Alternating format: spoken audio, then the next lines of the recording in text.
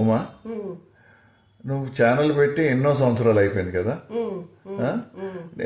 నీ వ్యూయర్స్ కోసం ఎన్నో రకాలుగా చెప్పు, వాళ్ళ మంచి కోసం అని.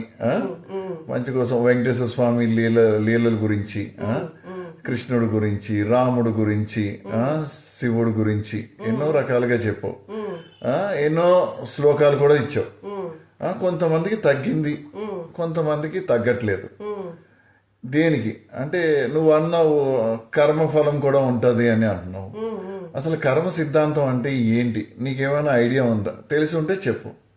అందరికీ జై శ్రీరామ్. ఓం నమో శ్రీ వెంకటేశాయం. మీరు మంచి ప్రశ్నలు అడిగారండి. అయితే కొంతమంది సబ్స్క్రైబర్లకు కూడా ఈ డౌట్స్ ఉండొచ్చు. నేనైతే ఫస్ట్ కర్మ అంటే ఏంటో చెప్పేస్తాను. ఆ తరువాత వాళ్ళు చేసే పూజల వల్ల కొంతమందికి ఫలితాలు ఎందుకు రావట్లేదు అనేది కూడా నేను చెప్తాను అన్నమాట. అసలు కర్మ అంటే మన ఆలోచన, మన మాట, మన పని, ఈ మూడు కలిపితే కర్మ అవుతుందండి. అది చెడు చేసినా మంచి చేసినా దాన్ని కర్మ అనే అంటారు. అయితే మీకు నేను మీకు కర్మలు ఎన్ని రకాలు ఉంటాయి, అవి ఏంటేంటనేది మీకు చూపిస్తాను. చూపించి ఫుల్ గా వీడియో అయితే చూడండి, మీకు బాగా అర్థం అయిపోతుంది అన్నమాట. అసలు మనకి కష్టాలకి కారణం ఏంటి, అంటే మన సుఖాలకి కష్టాలకి కారణం ఏంటి అని కొంతమందికి డౌట్ వస్తుంది.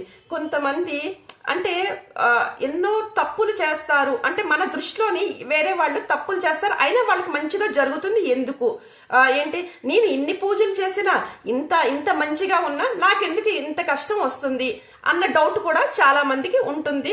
అది దేని వల్ల అనేది కూడా నేను చెప్తాను, వివరంగా మీకు అర్థమైపోతుంది అన్నమాట.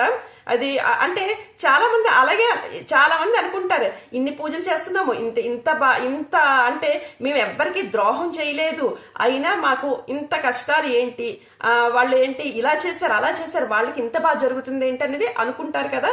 ఇది అందరికీ ఉన్న డౌటే. ఈ వీడియోలో నేను ఫుల్ గా మీకు నేను వివరంగా అర్థమైనట్టు చెప్తాను అన్నమాట. అసలు కర్మలు మూడు రకాలు. ఒకటి సంచిత కర్మ, ఇంకొకటి ప్రారబ్ధ కర్మ, మూడవది ఆగామిక కర్మ. అయితే మీకు ఈ గ్లాసులు చూపిస్తున్నాను కదా, ఒకసారి ఇది సంచిత కర్మ అనుకోండి. సంచిత కర్మ ఇది ప్రారబ్ధ కర్మ, ఇది ఆగామిక కర్మ, ఇది నేను అనుకోండి.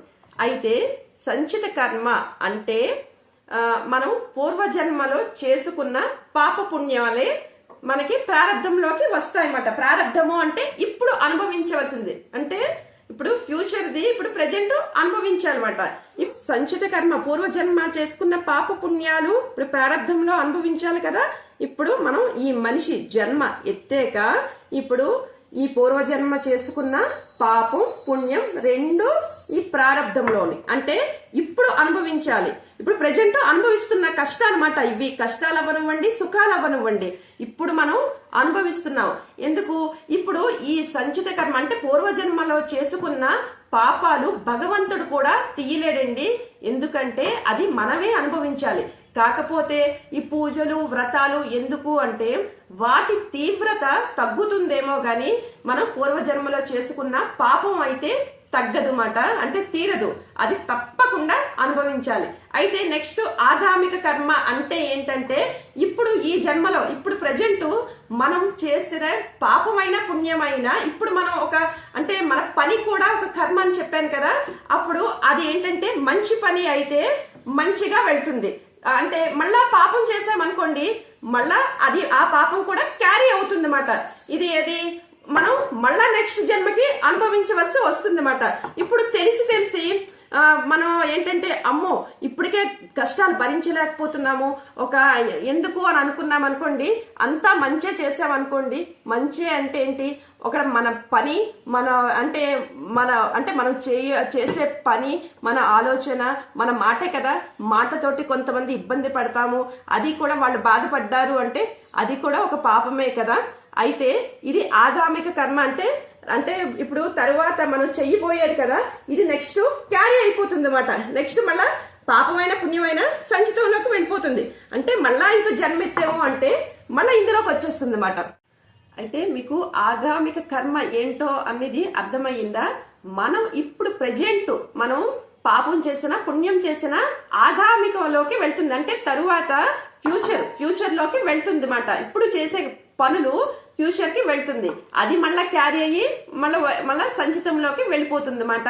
ఆగామికం అంటే అది మాట. ఇది తగ్గించుకోవచ్చు. ఆగామికం అనేది కష్టాలు అంటే పాపాలు చేయడం తగ్గించుకోవచ్చు. ఎందుకంటే మన ఆలోచనలు, అమ్మో తప్పు చేస్తే అంటే ఒక అంటే పాపం అంటే అంతే కదా. ఇప్పుడు అంటారు చూడండి, ఇప్పుడు మనం ఏదైనా కష్టం వచ్చింది అనుకోండి, మన ప్రారంధం రా అంటారు. ప్రారంధం అంటే అది ఇప్పుడు మనం అనుభవించింది కర్మమా, ఆ పాపమే ప్రారంధం అండి.